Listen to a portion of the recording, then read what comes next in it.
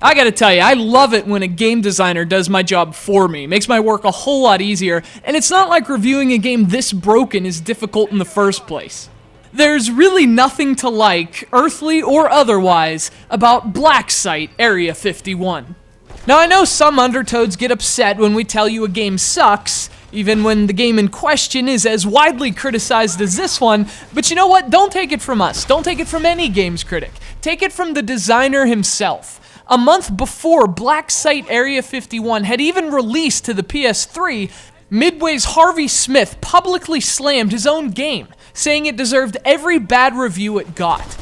Obviously, he parted ways with Midway immediately afterward, but Smith's candor in regard to the, and I quote, fucked up development of BlackSite is the exact opposite of the game itself in every conceivable way.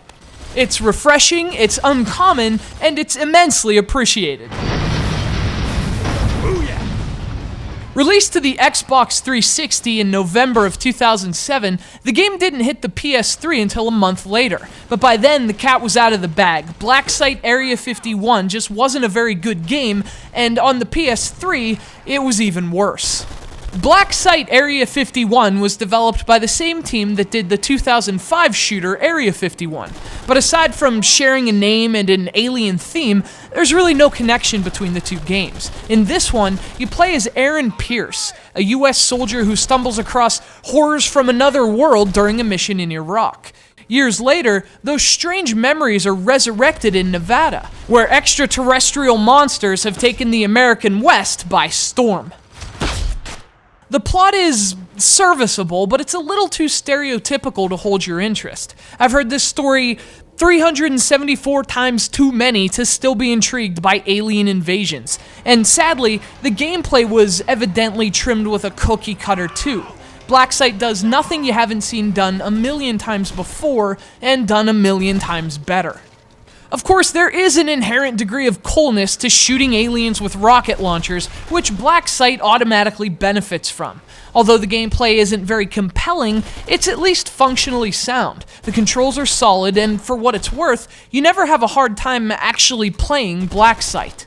Unfortunately, the controls are the only aspect of the game unmarred by its obvious lack of polish, the biggest victim of which is the visual presentation.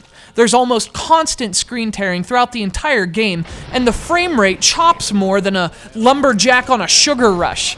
This ruins what might have been an otherwise decent-looking game, and it actually makes BlackSite difficult to play.